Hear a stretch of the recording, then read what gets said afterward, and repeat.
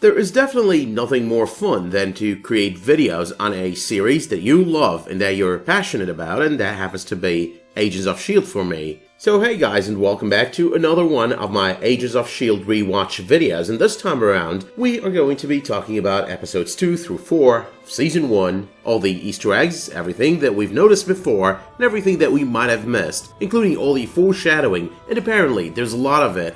Now, as I did state on my first out of a series of videos to come when it comes to Agents of S.H.I.E.L.D. previous seasons, there's basically a lot of foreshadowing from the get-go about everything that was to come on future seasons of the series. These people, the creators, the producers, the writers, might not have known fully what they plan on doing for seasons to come, but they did have a general idea, and that's great enough. Most series out there don't really know what they're planning to do over the course of so many seasons, they just wing it. These people probably winged part of it, not all of it. But because I promised no more 2-minute introductions, let's get started with the second episode of the first season of the series, which was otherwise titled 084.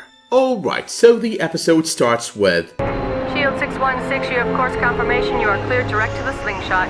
I do love it when they make statements that kind of have double references. Feels so cool. The first of these two references on this statement happens to be 616, because that's basically a reference to the comic book continuity, Earth 616. But the second one, though, is a lot more powerful because it's both a reference to the comics and foreshadowing of Season 3. You've got Slingshot, which over here is the name of the base they were heading towards, but also a subtle reference to Yo-Yo Rodriguez in the comics, and the very same woman we would meet on the series on its third season as part of the Secret Warriors team-up. Now let's not forget as well that the title of the episode, 084, was actually an Easter egg to what we would discover later on about Daisy Johnson. As a baby, or as an infant, Daisy Johnson was considered a 084, an object of unknown origin. Now, one of the statements made on this episode happens to be, technically, Stark's a consultant. This is basically in reference to the 2011 Marvel one-shot, The Consultant. The Consultant did see Jasper Sitwell talk to Phil Coulson, suggesting that they call in the Consultant, and moments later we realize that Tony Stark is the Consultant that they do call in to deal with the situation.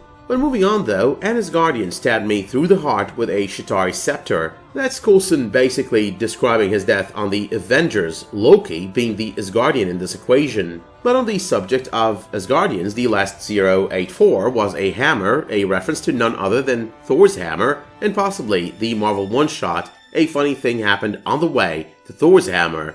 But like I said though, I do love me some double references, so it also could be a reference to when Odin stripped Thor of his powers and his hammer. But the craftsmanship, it's almost German. Now that's what Fitz said in describing the 084, object of unknown origin, on episode 2, and that was a reference to the German experimentation with the Tesseract during the events of Captain America, the First Avenger. But that is also supported later on the same episode by another reference when the reveal is made that the 084 is fueled, indeed, by Tesseract technology. That in and out of itself is a reference to Captain America, the First Avenger, the experimentation on that movie, but there are also once again all the references that Fitz makes on that scene to both Hydra and Captain America, which are once again references to the same movie. Now there is also a Hunger Games reference that's more of a pop culture reference made by Daisy to the book, not the movie, but the movie at the time did happen to have been released a year before the pilot aired.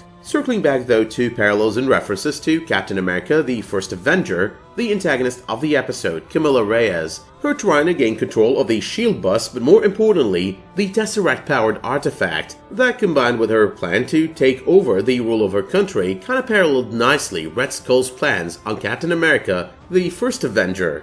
We need to remember over here as well that Red Skull on the movie was actually very fond of the Tesseract and the power of the Tesseract, but he did as well decide halfway through the movie, or even less than halfway through the movie, to actually operate outside the realm of the Führer. Like, if I remember correctly, he did make a statement at that point in the events of the movie that he cannot progress or cannot advance under the rule of the Führer. But the majority for this episode down, only 2 to go, and then we can talk some foreshadowing. Fitz's, Professor Vaughn, that felt like a reference to Quasar in the comics, aka Wendell Vaughn, who even though not a professor, is actually a SHIELD agent. But the last one over here is Nick Fury showing up at the end of the second episode, presenting us with a second crossover, post Maria Hill, with the rest of the Marvel Cinematic Universe, the movie side, And of course, the frequently denied, yet quite undeniable connection that this series has with the rest of the Marvel Cinematic Universe. Now, before I move on to the Easter eggs, parallels, and foreshadowing on episode 3 of the first season, let's talk the foreshadowing on the second episode. So number 1, the second episode was the very first time that we hear Fitz talk about monkeys as they do arrive in Peru.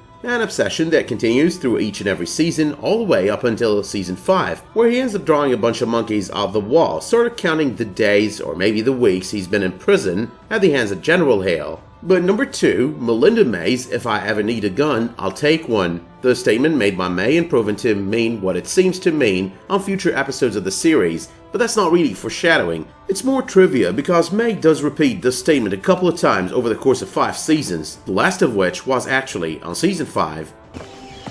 Where's your sidearm? If I need a gun, I'll take one.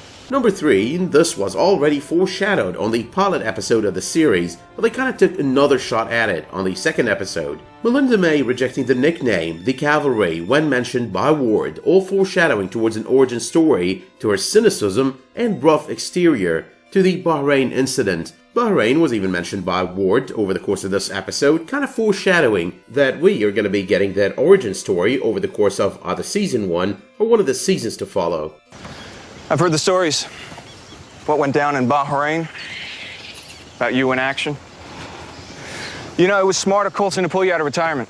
But number 4, the repeat mention of Hydra on this episode. Now, even though the first few episodes of this season kind of kept putting us under the impression that the major villain of the first season is going to be this organization that's not really out of the comics, this original organization created for the series, the Rising Tide, it's been always foreshadowed that the first season of the series was going to face off in the end with the major villain of Captain America, the first Avenger, Hydra. But that though brings us to episode 3 of the first season, otherwise titled, The Asset. Now compared to the first couple of episodes, this one was a lot more limited, and so was the fourth actually, on both Easter eggs and foreshadowing, but nonetheless there was a little bit of both. So, the biggest Easter egg on this episode happens to be Dr. Franklin Hall, also known in the comics as the supervillain Graviton. Now on the series, on this episode, he does not exactly become Graviton, but nonetheless the series presented us with this new thing, Gravitonium, so they were basically telling us, there you go, there's your hint. But another thing though about Graviton is that at the beginning of the episode we get to see this truck labeled Rocky Mountain Office Supply.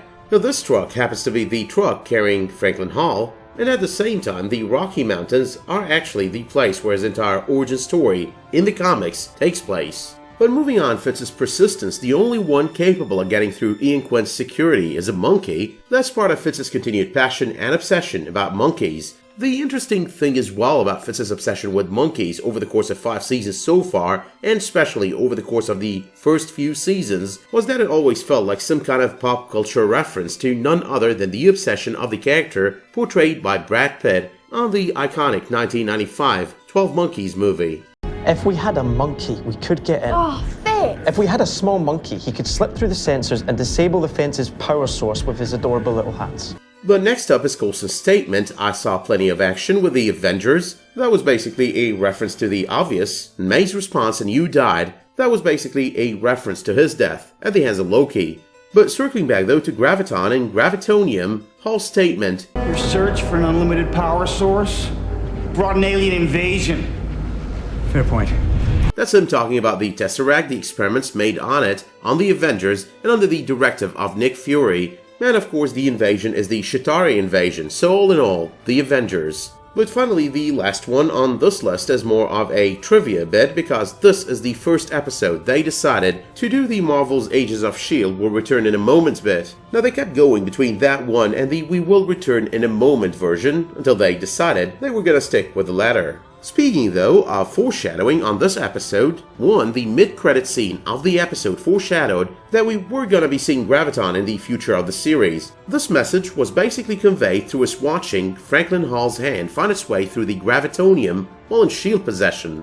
But number 2, Ward spoke of his elder brother, whom we do see later in the events of the series, not in the same season, but on the future of the series, as we get to know more about Ward, his history, and what makes him tick. Moving on in a way though from episode 3 and into episode 4 titled I Spy, There was only one pop culture reference on this episode and one bit of foreshadowing. So the pop culture reference on this episode was Coulson's statement, "Between Facebook, Instagram, and Flickr, people are surveilling themselves." Now that is basically a reference to the continued feel of a certain lack of privacy with all these platforms and a few years ahead of the scandal that hit Facebook. On the other hand, the bit of foreshadowing on this episode was all about the Kree markings that were the objective of Akila's mission, the one that Ward completed. Now these are basically the very same thing that later on we get to see Coulson drawing all over the place on Season 2. May I remind you that these were basically the blueprints to the Kree city SHEILD will later on race to find before Hydra does. With that being said though, that brings us to the end of this video, so let me know in the comments if you're rewatching the series before Season 6 airs. Let me know as well if there are any other Easter eggs, references, and foreshadowing that you might have noticed on these episodes if you've started your rewatch. But finally, let me know if you did like this video by dropping it a much appreciated like, subscribing to this channel, and of course enabling notifications to get updated on my future videos, community posts, and live streams. And until the next time you tune in for another one of my videos, Agents of SHEILD or otherwise, thank you so much for tuning in to this one, and have a great day.